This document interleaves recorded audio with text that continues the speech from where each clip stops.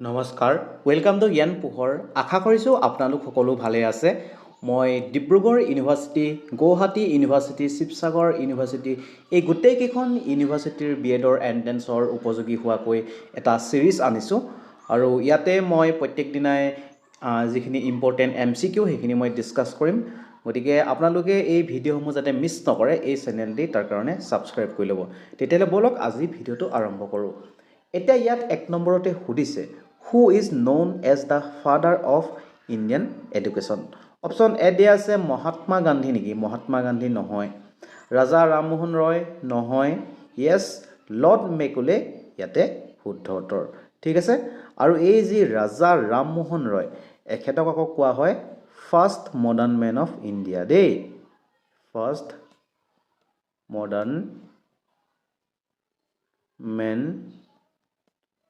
Of India আৰু মহাত্মা গান্ধী কথাটো আপোনালোকে গম পায় ফাদাৰ অফ দ্য নেশ্যন কি হয় ফাদাৰ অফ দ্য নেশ্যন তেওঁ আমাৰ ৰাষ্ট্ৰীয় পিতা হয় লগতে মহাত্মা গান্ধীক বাপু বুলিও কয় দেই বাপু আৰু এই মহাত্মা গান্ধীক মহাত্মা উপাধিটো দিছিলে ৰবীন্দ্ৰনাথ টেগোৰ ৰবীন্দ্ৰনাথ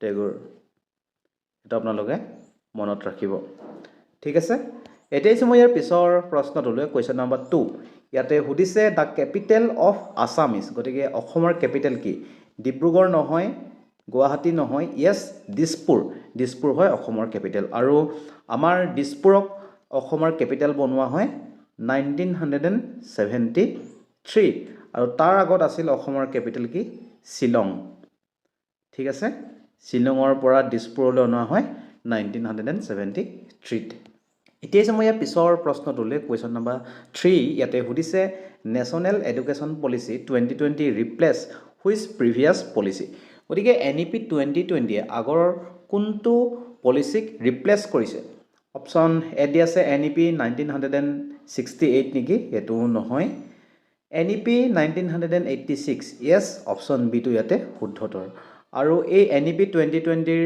জৰিয়তে আগৰ যি 10+2 সিস্টেম আছিল সেই সিস্টেমটোক উঠুৱাই মানে সেই সিস্টেমটোক ৰিপ্লেচ কৰি বৰ্তমান কি সিস্টেম আনিলে 5+3+3+4 সিস্টেম দেই এটা আপোনালোকে মনত ৰাখিব এতিয়া সময় ইয়াৰ পিছৰ প্ৰশ্নটোলৈ কুৱেশ্যন নম্বৰ 4 ইয়াতে সুধিছে Who wrote the book Discovery of India গতিকে ডিসকভাৰী অফ ইণ্ডিয়া নামৰ কিতাপখন কোনে লিখিছিল অপশ্যন এ দি আছে মহাত্মা গান্ধী নেকি এইটো নহয় ইয়েছ জৱাহৰলাল নেহেৰু ইয়াতে শুদ্ধ উত্তৰ আৰু মহাত্মা গান্ধীয়ে এখন বহুত ফেমাছ বুক আছে সেইখন নাম হৈছে the story of my experiments with truth আৰু সেইখন হৈছে অটোবায়োগ্ৰাফি দেই কি হয় মহাত্মা গান্ধীৰ অটোবায়োগ্ৰাফিখনৰ নাম কি the story of my experiments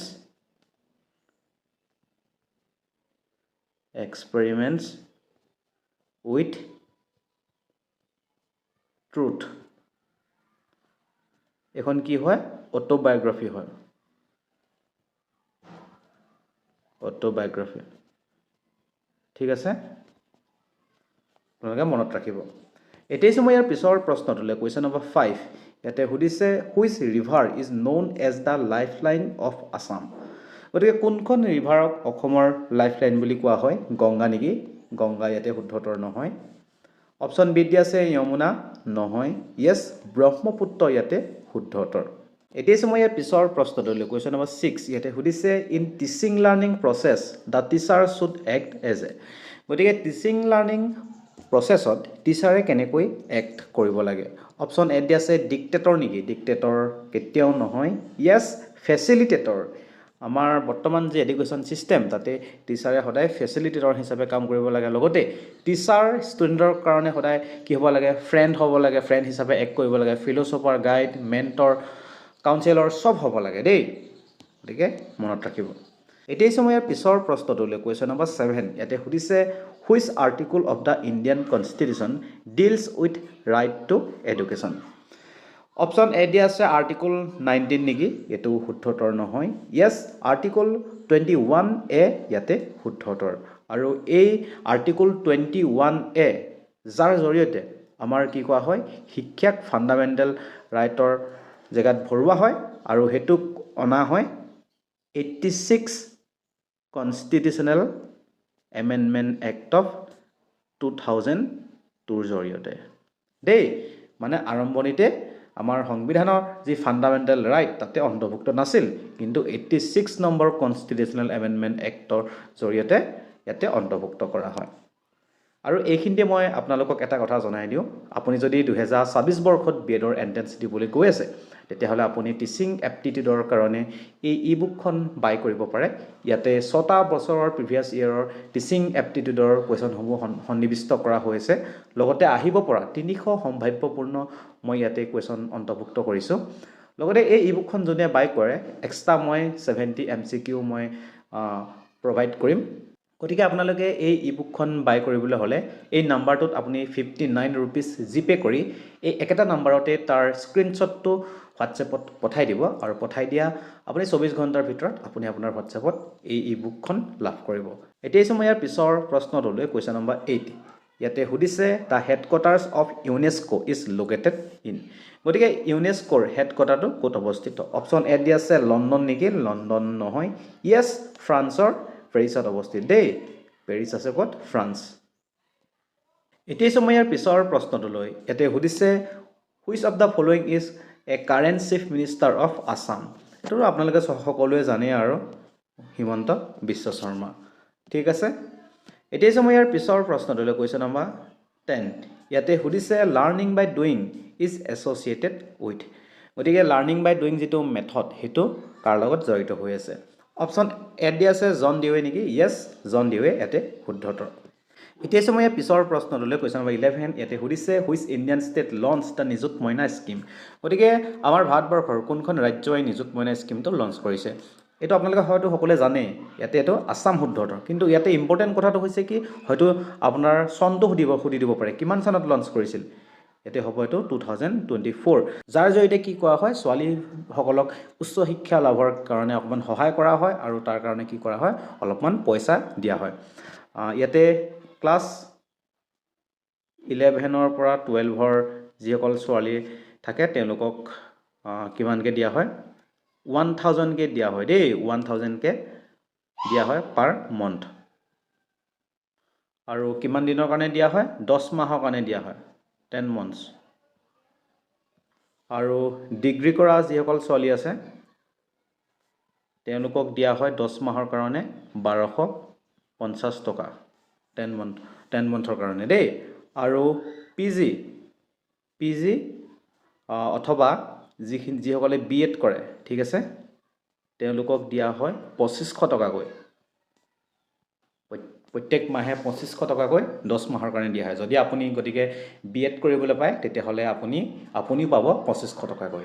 ঠিক আছে, এতিয়া মই ইয়াৰ পিছৰ প্ৰশ্নটোলৈ, কুৱেশ্যন নম্বৰ 12। ইয়াতে সুধিছে the largest planet in the solar system is.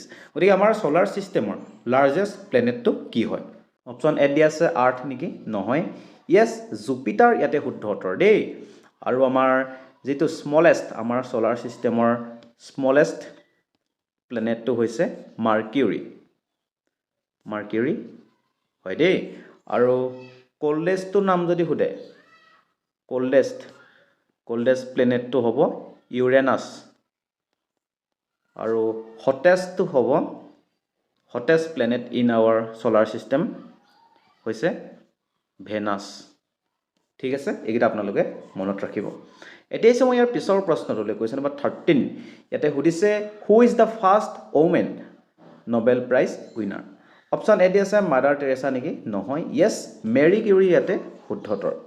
এতিয়া মই আজিৰ অন্তিমটো প্ৰশ্নলৈ, ইয়াতে সুধিছে in reasoning find the odd one out. গতিকে এইটো এটা ৰিজনিঙৰ কুৱেশ্যন হয়, ইয়াতে অডটো আমি উলিয়াব লাগে। ইয়াতে দি আছে এপল, মেংগ', কেৰট আৰু বানানা। ইয়াতে আপোনালোকে চাব পাৰিব, এই আপেলেই হওক বা আমেই হওক বা কলেই হওক, এইকেইটা কিহত লাগে? গছৰ ওপৰত লাগে। ঠিক আছে, কিন্তু কেৰট মানে যিটো গাজৰটো কি হয়, সদায় মাটিৰ তলত হয় দেই। গতিকে ইয়াতে অডটো হ'ব কেৰট যিহেতু অডটো উলিয়াবলৈ দিছে ঠিক আছে গতিকে আজিলৈ ইমানে আপোনালোকে ভিডিঅ'টো চাই কেনেকুৱা পালে কমেণ্ট ছেকশ্যনত জনাব ভিডিঅ'টো ভাল পালে নিশ্চয় এটা লাইক কৰিব আৰু আপোনালোকৰ বন্ধু বান্ধৱীসকলে যদি এই বৰ্ষত বিএডৰ এণ্ট্ৰেঞ্চ দিবলৈ গৈ আছে তেতিয়াহ'লে তেওঁলোকৰ লগত এটা শ্বেয়াৰ কৰি দিব আৰু পৰৱৰ্তী সময়ত যাতে ইয়াৰ পিছৰ পাৰ্টসমূহ মিছ নকৰে তাৰ কাৰণে চেনেলটি ছাবস্ক্ৰাইব কৰি ল'ব ধন্যবাদ